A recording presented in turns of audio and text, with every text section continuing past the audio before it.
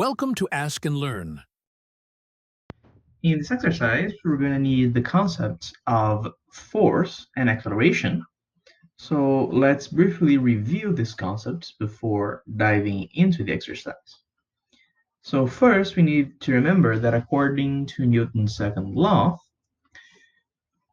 the sum of all the forces that act on a body, which we call net force, is equal to the mass of the body times the acceleration.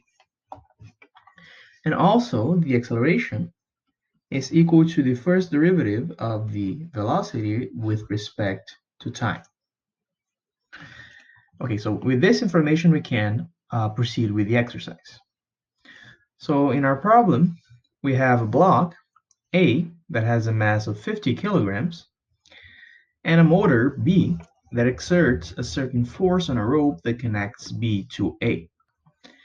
This force exerted by the motor F is equal to 100 times t to the 3 halves newtons, where t is the time.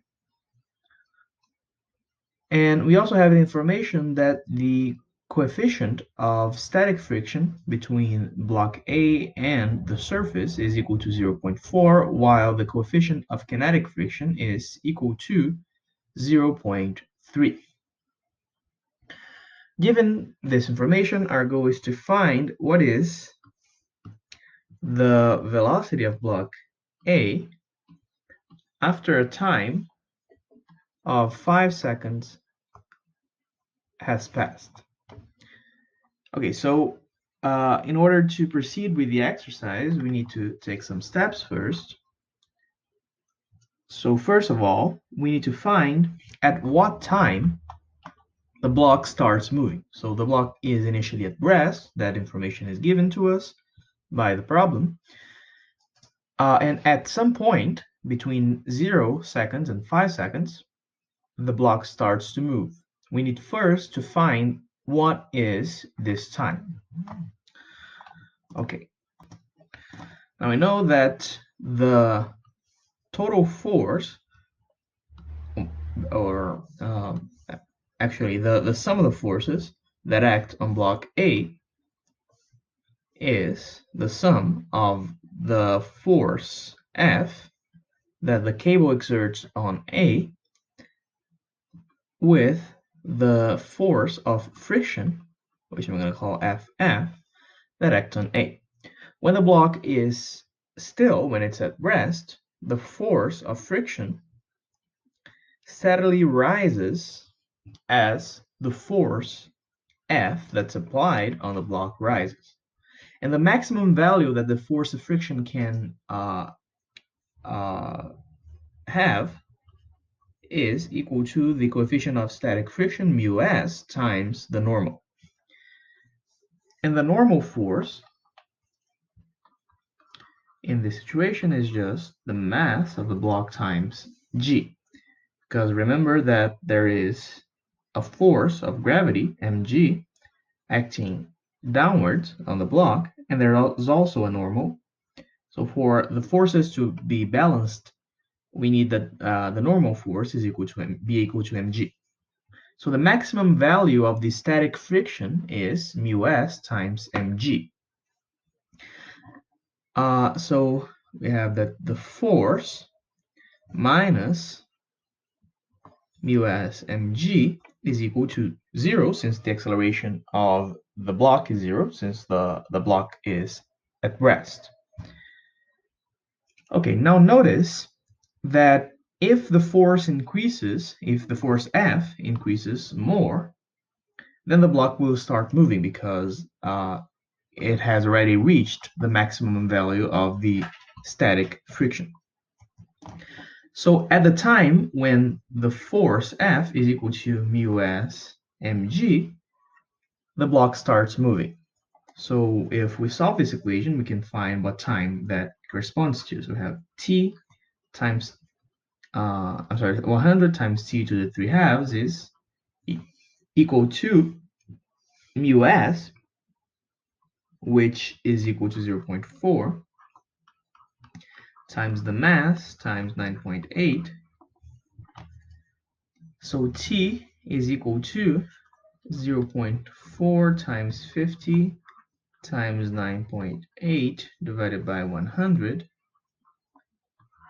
to the 2/3. So the time when the block starts moving is equal to 1.57 seconds. So let's save this because we're going to need this information. And then in the second step, again, we need to draw a free body diagram of the block A. So we have force F and the force of friction, which in this case is the force of kinetic friction, and this is equal to the mass times the acceleration. Now the force of kinetic friction, let me just substitute F by 100 times t to the 3/2, and the force of kinetic friction is mu k times mg.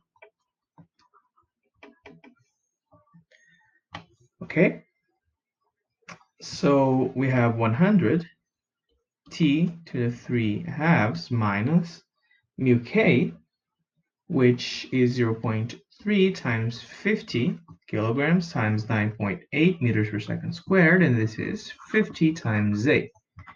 So we have 2 t to the 3/2, sorry, minus 2.94 is equal to the acceleration. Okay, now remember that the acceleration is equal to dv dt. So we have, if we multiply both sides by dt, that a dt is equal to dv, so we can integrate both sides. And I'm going to integrate both sides from the time when the velocity is equal to 0, which in our case is 1.57. I'm just going to call it 0 to t. And in the right-hand side, I'm going to integrate from 0 to v. Okay, so in the right-hand side, we get just v. In the left-hand side, we have the integral from 1.57 seconds to 5 seconds of a, which is equal to 2t to the 3/2 minus 2.94 dt, and this is equal to v. So I have 2 times 2/3 t to the 5/2 minus 2.94 t from 1.57 seconds to 5 seconds, and this is equal to v. This is the speed v, the velocity v when t is equal to 5 seconds. So now all we have to do is to substitute the numbers. So we have 2.2 divided by 3, I'm sorry, 2 times 2, not 2.2, sorry for that. Because the integral of t to the 3/2 is 5, I'm sorry, is 2/5 of t to the 5/2. I'm sorry for the mistake. Here, it should be 2 times 2, or 4/5 times t, the final t, which is 5 to the 5/2, minus 1.57 to the 5/2, minus 2.94 times 5 minus 1.57. So v is equal to 32.2 meters per second, which is the velocity we were looking for.